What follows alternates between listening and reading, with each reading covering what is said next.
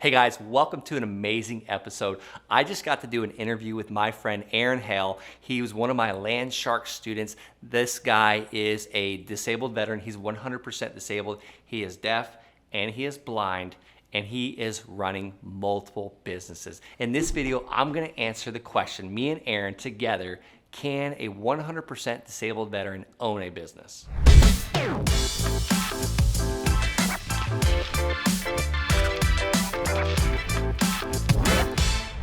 I'm a member of a bunch of Facebook groups for different reason, one reason or another, and some of those groups are for blind support. And what I get all the time is that not only do other people believe that people with disabilities can't do things, maybe they have picture of what they're able to do, but so do the disabled themselves. I'm in these groups, and it's all about I'm never going to be able to do this again, or never be able to do that again. And you're capable, and this is the true, no matter what the disability, whatever the hardship is, and most of it is in your head. You are capable of doing whatever you believe, what is possible, what is available to you. It's limiting beliefs more than it's limiting physical abilities. It's a 100% disabled, veteran. Have you always had this mindset? And I just hit the record button, Aaron, because like you were just talking some amazing stuff there, and I wish I would have talked. Like before we hit the record button, like you're telling me about your training for a 100-mile marathon in October. It's in Ohio. Like, what gave you this mindset? And you've been very successful in business as well. The whole video is about, can a 100% disabled veteran own a business? And you just told me you had 3 of them. So I wish I would have hit the record button the second I saw your beautiful face pop up.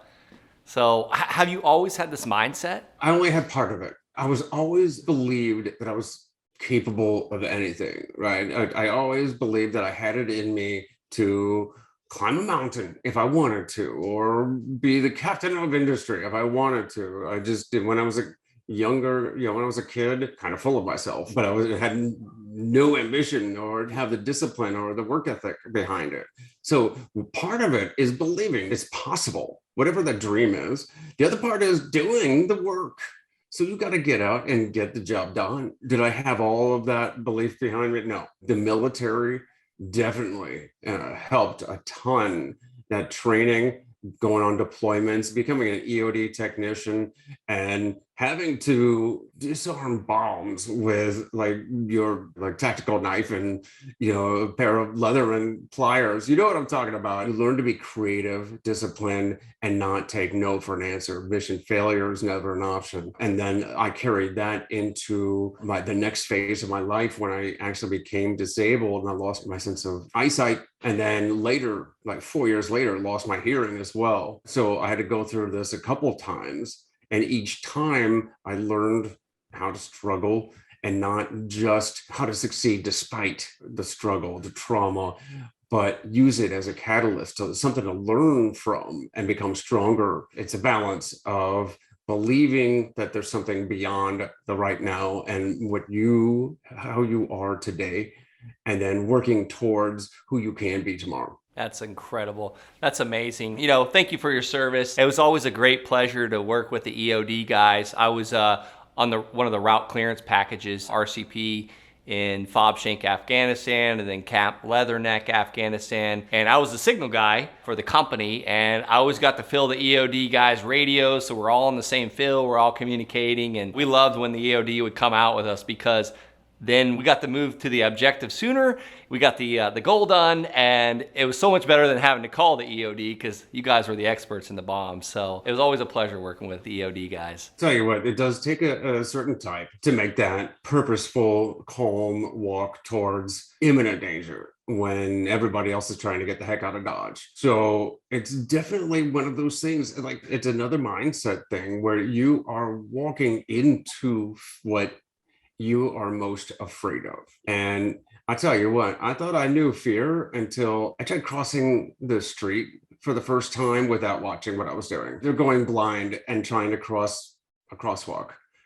That's terrifying. And translate that into running a business. Like starting a business is a scary thing to do no matter what. But if you're disabled Well, you have those factors to deal with and contend with too, not just inside your head, but other people believing in you, and it's terrifying. So that's probably number one factor that holds people back from success and following their dreams. So well said. And, before I hit the record button, I mean, the whole video is about, can a 100% disabled veteran own a business? You told me you had multiple businesses. I only know about a couple of them. I met you through land investing. And I follow you on Facebook as well. You and your partner are crushing it and buying houses. And I know you also have, is it a baking company? So just, if you would, just tell us about some of your businesses that you have, multiple businesses. Right after going deaf, I was completely blind and been blind for 4 years. Then I went deaf from meningitis, and it took nearly like half a year until my one cochlear implant, I could start understanding the input.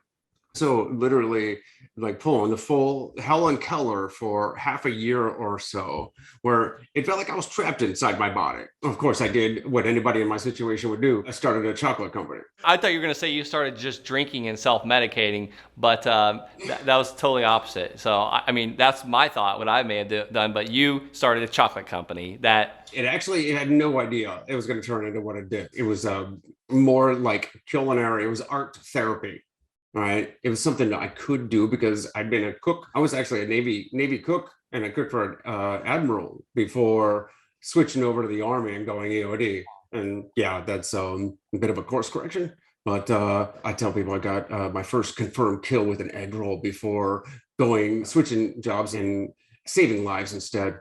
But truth is, after going deaf and blind, the cooking was something I could still do. And I found that other people enjoyed my cooking, and it became more about, it was something like just keeping me busy, keeping my mind off things. Then it became more about other people and serving them. And we threw this huge Thanksgiving feast. I made a ton of fudge. My girlfriend at the time, my wife now, started sneaking it out the front door and giving fudge away to friends and neighbors. Sneaking, like you got to be real stealthy around a blind deaf guy. But people started coming back and asking if they could buy more. And the capitalist in me said, well, of course you may. And all of a sudden we had this business. Before we knew it, my garage is my home gym. And it was funny, before I knew it, I had a treadmill, the rower, the stationary bike, and a shrink wrap machine with a conveyor belt and everything on it to send the fudge boxes through. And then we were shipping boxes out of our house, and the home kitchen was a lab. Before we knew it, we were doing corporate orders, thousands of pounds. We were cooking fudge for like 14, 15 hours a day. And soon we had to expand out of the home kitchen into a commercial kitchen. And now you can find us online. We have a co-packer, which is a commercial food kitchen we've hired to make my recipes. And they do all of the labor, they do all the cooking, all of the packaging, all of the shipping, and for us. And now the home kitchen is really like the R&D lab.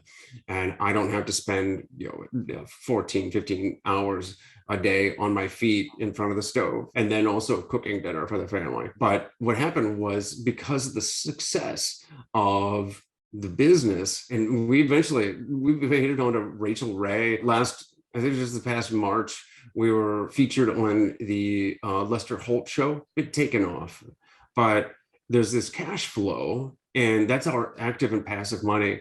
So the business kind of turned into our active money, but it's becoming more passive as we hand off all the services, all the operations of the business. But still, we created this asset, and we wanted the asset to start buying more assets.